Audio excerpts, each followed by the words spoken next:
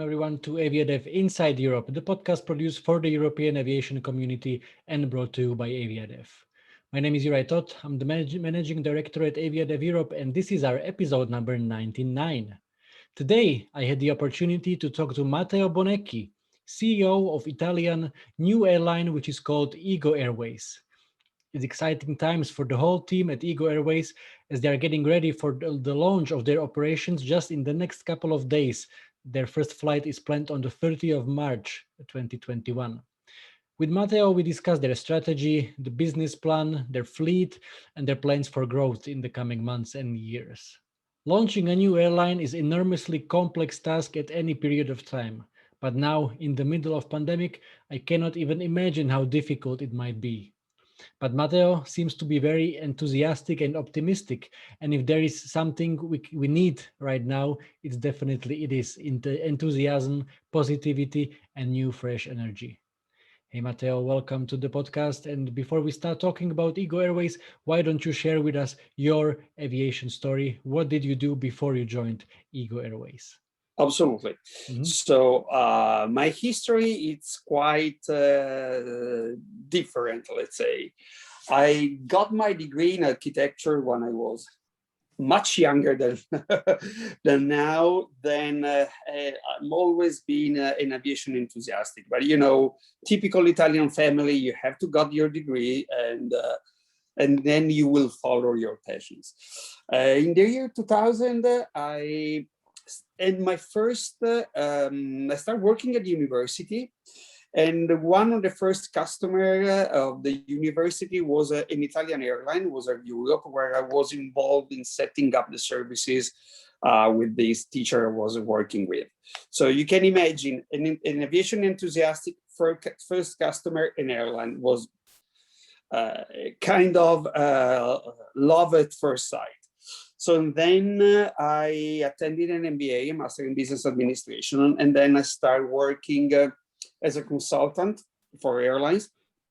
I worked in Alitalia, worked in Europe. Then I went to Miami. I had an experience even in Airbus in Dubai. So I traveled a lot. And my job was studying business models. Then I worked for Small Planet Italia. Was a little charter airlines that then want to enter into the scheduled market. And then we have decided to start with to launch an airline. And we came up with the EGO Airways business model. So EGO has been born with one particular market and strategy. We have one of the biggest airports in the north of Italy, Milan Malpensa. I'm talking before COVID. Of course. Because with COVID, everything is different. Yes. So the airline has two main elements to become a feeder for all the long-haul airlines that were operating on Milan Malpensa. Was a multi-brand, let's say, shuttle to connect the North Italian airports with the most important touristic and business destinations, such as Florence, Venice, and then going south till Rome. This was a former market of Alitalia Express. I'm talking about the 2007, so a lot of years ago. And we had meetings with all the biggest airlines, and everybody was really happy because today and yesterday, talking about before COVID, Malpensa was a point-to-point airport. So because there were no feedering system at the airport. With us, you can connect to the biggest Italian cities. Second product, airport you go, opportunities you found, because the aircraft has to be based outside of Milan Malpensa to have a proper feeder system. So we went to Florence, we went to other airports, and the airports had some desires of connections, some routes that they will propose. So we started with the point-to-point network that were combined with the feedering system. So then COVID arrived, and talking about long hauls today, it's sounds like science fiction. Absolutely. And so we started with the second phase of the project from the point-to-point network. So just to anticipate part of the questions, our route network now it's based on Italian domestic routes, especially from north to south. We have our first aircraft based in Catania, and from Catania we connect Florence, Parma, and Forlì. There are second level airports, let's say. Florence for sure, it's well known everywhere. And we have no direct competition with any other airlines. Only on Catania, Florence, there are other two airlines that are doing the routes. But with this situation, the plans are completely changing. So we have found a hole in the market, and we are covering it. And from next week, we are starting flying from Catania to, as I told you, Florence, Parma and Forlì, and then we connect from those three northern cities, Lamezia Terme and Puglia, Bari. Maybe in the European scenario, nobody knows these cities, but in Italy are very popular destinations. These routes are a mixture of typically leisure travelers and business travelers, are very well connected with the two hubs, Milan and Rome in Italy, and people has to change or to make one stop to arrive from our departing city. So with us, we offer direct flights with a different and innovative proposals, let's say. Yeah, so obviously you are focusing on your domestic market in Italy, but can you describe a bit your business model? So is it more towards legacy airline, or you have a low cost structure, or you are some kind of hybrid? So where do you stand? We are an hybrid. We are keeping the low cost structure of the company because we set up an airline people. Now we are 37 with the crews. For the first aircraft, other two aircraft are arriving in June for the summer season, and this is we are very, very, very, very late.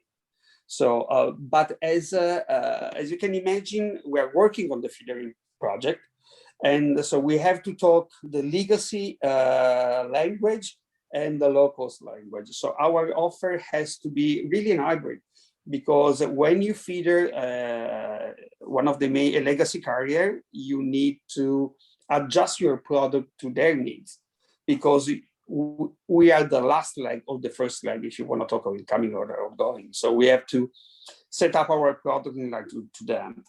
When you talk about the point-to-point markets, where we are going outside directly with our product and with our brand, you have to face the competition. So what we have structured is to decompose completely the product, and then our customer can create his own bundles of services.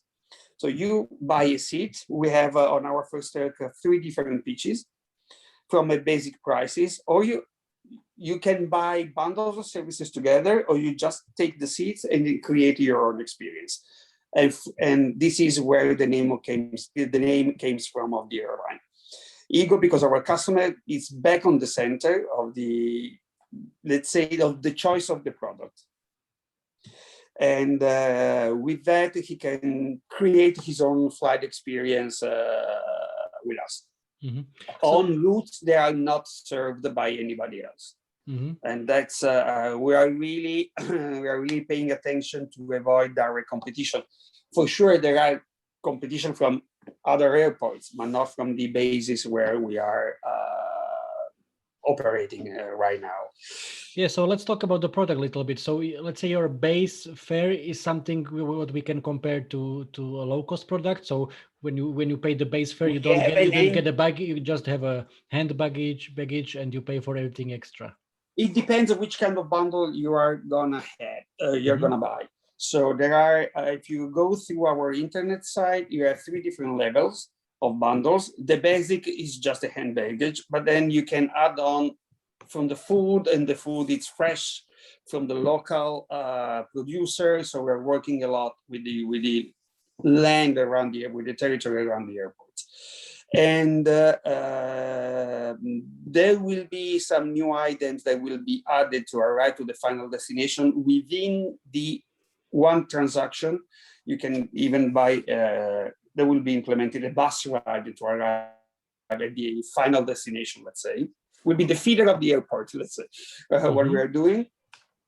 Plus some boxes where you can find experiences, hotels, and stuff like that. So we will, our desire to become a sort of hub for the destination where you can buy not only the flight, but we are to buy everything with selected and defined proposal by our team inside. So the business model is really an hybrid because depends which kind of customer you are approaching. When you speak legacy, you have to talk their language at the end. So that's the main thing. We are planning to open and then international destination in line with the vaccination campaign, because now talking about a flight from Italy to Paris, it's like, as you said before, it's not science fiction, it's just science, let's say. We have to see how the degree of freedom we all will have in the near future. So we really are checking the situation with the vaccine campaign in each country to decide where. And how flexible you think you will be? So you mentioned you already have one aircraft, and you are expecting 2 more in the summer. Yes. And we'll get to the fleet in a second. But before that, so how quickly can you grow? Let's say if everything goes well, and in October most of us will be vaccinated, and it will be easier to breathe and to fly as well. The plan is to arrive to 4/5 aircraft within the end of the year. And to add other 2/3 in the 2022. So that's really depends on what is happening. We have a plan, but we are adjusting. We have to be flexible. Flexible, it's less to what we have to be. We have to adjust our network, our strategy. So yes. Why have you decided for Embraer E190? Because for our market, it's the perfect aircraft. So we are flying especially from Florence. Florence, it's a very tough airport. It has a very short runway, and the E190 is the perfect aircraft for that airport. And not only for the airport, it has the right capacity for our market. Our market will be will be from a flight that has maximum a couple of hours of flight from secondary level airports. So 100, 190, 195 will be the perfect aircraft to fit the needs. We are gonna focusing on markets where LCCs are not, they cannot land. So we are looking for a niche market where we can establish ourselves before starting with to approach bigger airports. Or we connect bigger airports with this destination where other airlines cannot land. For the feedering system, the airlines are requesting frequencies instead of capacity. So we need to stay on that size of aircraft. And the Embraer families, it's the one that for us, it's the best in the category to fly. So also your plans for the rest of the year, you mentioned that you are expecting to have 4 to 5 aircraft by the end of the year. These are all Embraer's 190, yes. 195. Yes, mostly 190s at the beginning, then we add 195 because then we have limitation on Florence because of the weight, while the 190 has no limitation. So that's why we're looking for that. And then instead of, the cost per seat will be more or less the same, but the limitation in the performance is, it's better not to have it, to be more flexible. Absolutely. You mentioned competition a couple of times. So obviously, Italy is a very well-established aviation market with massive competition. Low-cost airlines are very strong there, in particular Ryanair, EasyJet, of course, with the massive hub in Now Malpensa. we have Wizz Air that's really aggressive. Wizz Air is growing as well, Yeah. absolutely. So I consider it very interesting way that how you are approaching that. You are targeting those smaller airports where potentially the market is not big enough for 320 or 737. The question is if the market will be big enough for you and for your, let's say, high frequency flights with in 190. What do you think? Our strategy is to increase frequencies and giving a better product instead of capacity. So you will see going through our internet site, we will add more and more ancillaries that are different from the typical luggage. There will be ground ancillaries where the customer can directly enjoy in buying those kind of new services we're going to offer to the public. So we're going to differentiate from them. Let's say that if someone is paying a full price on the LCC, you have their typical product. If you are paying the same price with us, you have a different product and a different experience. So that's why we have to stay and being very lean in the structure and to offer new product to our customers in order to be different and being recognizable. Till we stays in airports with strong runway limitation, let's say performance limitation, we are protected from those kind of competition that, I mean, has a different power and strength than us. So we want to stay from the very beginning in this kind of niche that we have found. Very interesting. And the feedering system, no low cost till now, is joining this kind of product because they have to reinvent, to reorganize completely the airline to become a feeder for long-haul airlines. So niche point-to-point markets plus the feedering project are giving us a sort of protect niche where we want to stay and we want to go. First in Italy, then in the rest of Europe to connect. Yes, are you potentially looking at solutions like DoHop or with Kiwi.com where you can connect exactly to those different airlines without having some kind of codeshare agreement? Yes, for sure, yes, but then it depends on the policies of the airports. It's not just belonging to us. There could be a start, but at the end, we want to arrive to interlining or having some direct agreements with the airlines because it's a mutual benefit, especially from the passengers. With the crew check-in, the baggage goes directly. It's become like, and say the same airline, the same product. Let's say from the final customer. That I mean, it has to be easy and quick. The boarding. In other case, you fly on another hubs. Absolutely. Yeah. You have mentioned a couple of times your long-term plans that you are potentially looking at expanding into the continental Europe. So what kind of markets, because obviously our community is mainly regional airports all around Europe and tourism destinations.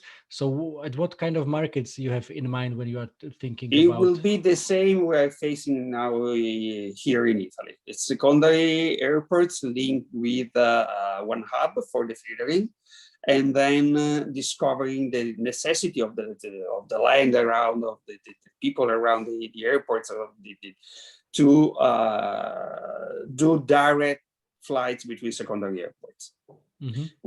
Especially those airports with limitation in performances for bigger aircraft. Those are what we are gonna focus. We want to stay in our, let's say, niche and go in this way. Maybe connecting those airports with some bigger, but we don't want to be an opener for bigger player. You know, when they found the markets, someone can put an Airbus 320 or 321 with like €6 fare, and there is no way of compete with that. And that will be our strategy. But we have to see what is going to happen in the next future. Let's say in a year, let's hope that we will be back with all the freedom we are used to have till the last year. Exactly. I cannot even imagine how incredibly difficult it has to be to set up an airline now in these times which we are living, which we are facing, the unprecedented challenges for the aviation market. If you could do it again, would you go for it again to set up an airline in the middle of pandemic? Absolutely, yes. Wow. I will be ready to restart. Yes, because I mean the pandemic, is causing tons of problems to everybody, to every operators in the airline business and in tourism, in all the B2C markets, let's say. But it gives you even opportunities because this is causing a redesign of the entire industry. Now you can talk to entering markets that till 1 year ago were completely closed, and now we have a space. If you have the opportunity to enter in that, pandemic could be an opportunity to really to enter in markets that were closed till like 1 year ago. So for sure, I will be ready to restart.